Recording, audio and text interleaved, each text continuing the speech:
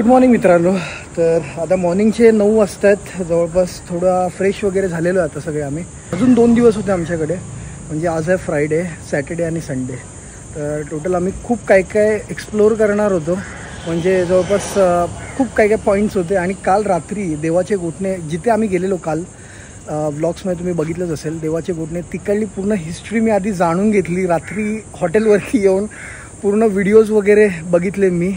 जे कातळ शिल्प जे आम्ही बघितलं ना ते होतं कातळ शिल्प. असे खूप सारे कातळ शिल्प कोकणामध्ये सापडलेले आहेत आणि त्या रिलेटेड मी एक व्लॉग बनवण्याचा पण विचार केलेला. बट अनफॉर्च्युनेटली आता सध्या आम्हाला डायरेक्ट निघायला लागेल मुंबई साईडला. का? कारण की काही एक एमर्जन्सी आहे, फॅमिली इमर्जन्सी आहे त्या कारणानिमित्ताने. बट मला काही करून गणपतीपुळे करायचं होतं आणि आय थिंक जर टाईम भेटला तर आज मी नक्की करणार ते. चला एनिवेज सगळं साईडला ठेवून आपण माझं हॉटेल दाखवतो. हे बघा, हे आमचं होतं hotel the turtle retreat resort. आणि इकडनं समोरच बीच तुम्हाला दिसतो आहे. काल रात्री आम्ही तिकडे बसलेलो, नंतर बीचवरती गेलेलो, बीचवरती जाऊन पाय डुबवून आलो. तर आत्ता आमचा आता ब्रेकफास्ट बनतो आहे आतमध्ये. तोपर्यंत मी विचार करतो जरा ड्रोन शॉट वगैरे घेऊया.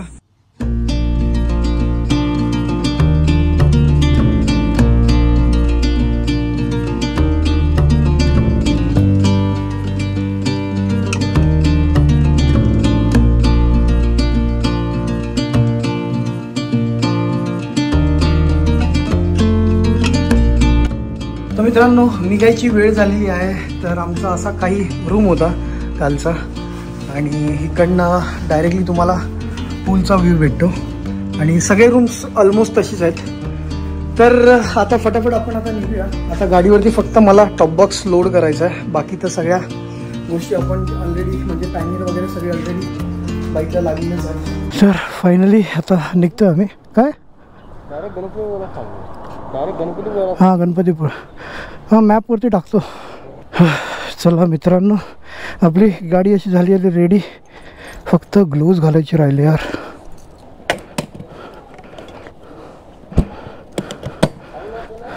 टायमिंग होतं 10चा. 3-3.5 तास जवळपास गणपतीपुळे दाखवत आहे. 3.5 तास पकडून चालू आहे आपण. तर गणपतीपुळ्याचं दर्शन यार मेन तर त्यासाठी चाललेलो मी. हे तरी जाता जाता करून जाणार मी, काही होऊ दे. आणि आज बहुतेक गर्दी नसावी कारण की आज आहे शुक्रवार व बुकिंग डे आहे. उद्या जास्त गर्दी असेल. गणपती बाप्पा मोरया. 122 किलोमीटर. बीच बघा ना किती सुंदर दिसतोय. बीच किती सुंदर, वा जबरदस्त यार. आणि एक्सपिरियन्स बाय द वे इथे हॉटेलचा पण चांगला होता. काय सुंदर नजारा आहे, काय सुंदर सुंदर, वा खरंच खूप छान. अशा जागी आहे ना बाईक चालवण्याची मजा वेगळी असते खरंच. ऑफिस लाईफमधनं जे कधी सुख भेटत नाही ते इथे येऊन भेटतं. तर आजचा दिवस काही खास आहे कारण कोकणाच्या सुंदर रस्त्यांची मजा घेत घेत आम्ही आता परतीच्या प्रवासाला निघालो आहे मुंबईकडे. मनात एक मात्र आशा होती, एक विचार होता, कसंही करून आज गणपतीपुळे गाठायचंच. कोकणाचे वळणावळणाचे रस्ते, एकीकडे डोंगरांची पालवी, दुसरीकडे समुद्राची नजर खिळवून ठेवणारी दृश्य आणि त्यामध्ये आमचा बाईक राईड. एकदम मस्त अनुभव असा होता. थोडेफार व्हिडिओज वगैरे काढून घेतले. आपल्या थोडं बॅगेचं पण प्रमोशन वगैरे करायचं होतं. जी वॉटर ब्लॅडर आहे आपली बाईक खरंच खूप युजफुल आहे ही. कारण ह्या टायमाला आहे ना मी माझी साईड बॅग वगैरे काही कॅरी नाही केलं. ह्याच्यामध्ये हायड्रेशन बॅकपॅकमध्ये वॉटर ब्लॅडर तर आहेच. म्हणजे कधी पण मला पाणी वगैरे लागेल तर मी इकडनं पाणी पण पिऊ शकतो पाईपने. प्लस त्याच्यामध्ये सामान पण खूप सारं राहतं आहे. म्हणजे माझ्या वॉलेटपासून ज्या ज्या मॅन्डेटरी गोष्टी आहेत छोट्या मोठ्या त्या मी सगळ्या आतमध्ये टाकलेल्या आहेत. तर तुम्हाला पण अशी जर बॅग वगैरे पाहिजे असेल तर आमच्या वेबसाईटवरती नक्की जावा. That is motoearth.in. मोटोअर्थचे खूप सारे प्रोडक्ट्स वगैरे माझ्या तुम्ही इंस्टाग्रामच्या अकाउंटवरती बघितलं असणार. मी खूप सारे व्हिडिओज वगैरे बनवत असतो. मोटोअर्थ हे आपलंच आहे मित्रांनो. जाऊन नक्की पहा, वेबसाईट पहा. जर तुम्हाला व्हिजिट करायचं आहे तर तुम्ही डायरेक्टली मला पण कॉन्टॅक्ट करू शकता. आणि आपलं अंधेरी आणि पार्ल्याच्या मधोमध आपलं वेअरहाऊस आहे, तिकडे जाऊन तुम्ही तुमच्या बाईकच्या ॲक्सेसरीज वगैरे बघू शकता. दुपार होत आली तरी आम्ही थांबलो नाही. आमचा निश्चय ठाम होता गणपतीपुळे करायचंच. आणि शेवटी आम्ही पोचलो गणपतीपुळे. तर बाई मी आता दर्शन करायला तर चाललेलं आहे. आय डोंट नो म्हणजे किती टाईम लागेल. फटाफट दर्शन करूया.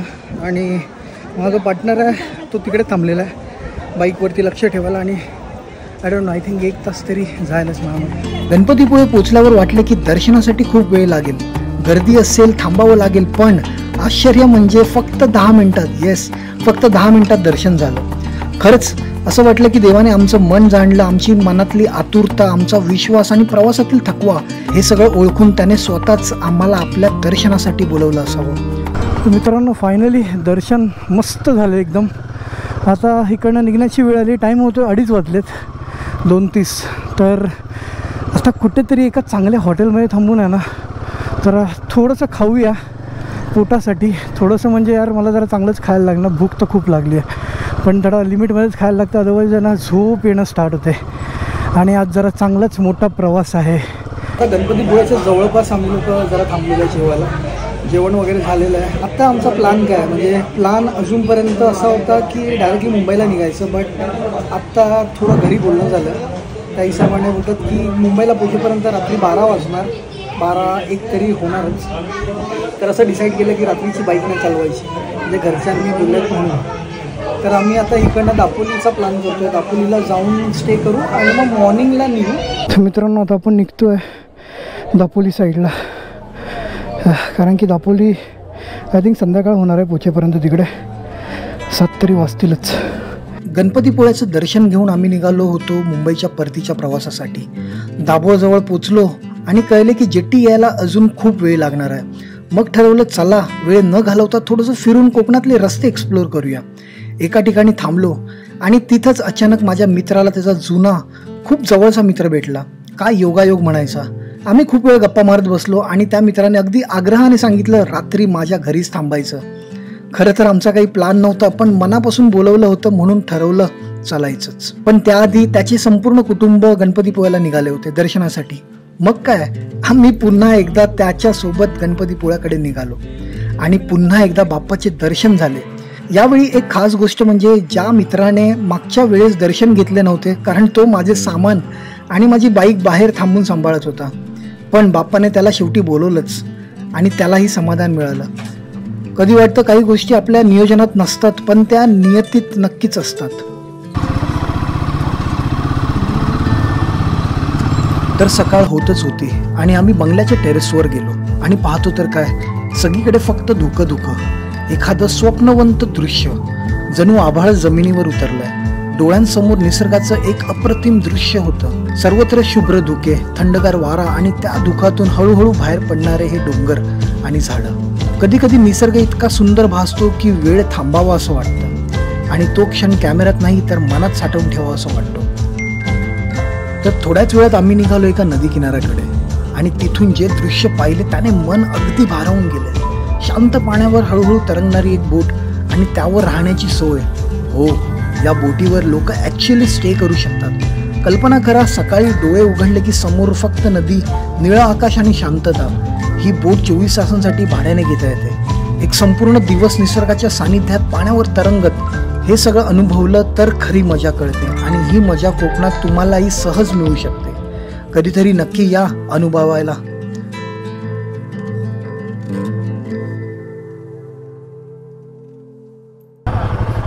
चलो चलो, बाय बाय.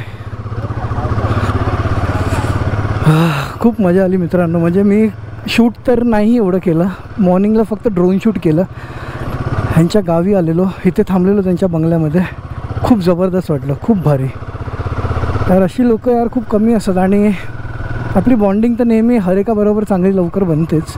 खूप मजा आली, खूप मजा आली आणि खूप पाहुणचार वगैरे खूप चांगला केला यांनी. मस्त गाव होतं, मस्त गाव. घर पण खूप छान आणि माणसं तर खूपच छान.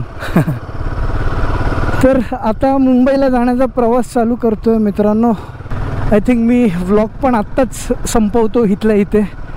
तर मित्रांनो, तुम्हाला पण असा व्लॉग, ही राईड आणि मराठीमध्ये, स्पेशली मराठीमध्ये मोटो व्लॉगिंग मी हे फर्स्ट टाईम केलेलं आहे. जर तुम्हाला एक खरोखर आवडलं असेल ना तर लाईक जरूर करा आणि कमेंट सेक्शनमध्ये कमेंट करून सांगा. ओके, तर मी असेच व्लॉग बनवत राहीन. तर चला मित्रांनो, as I always say, keep loving, keep supporting and never forget to enjoy your life. Bye bye bye bye. Konkan ride ending.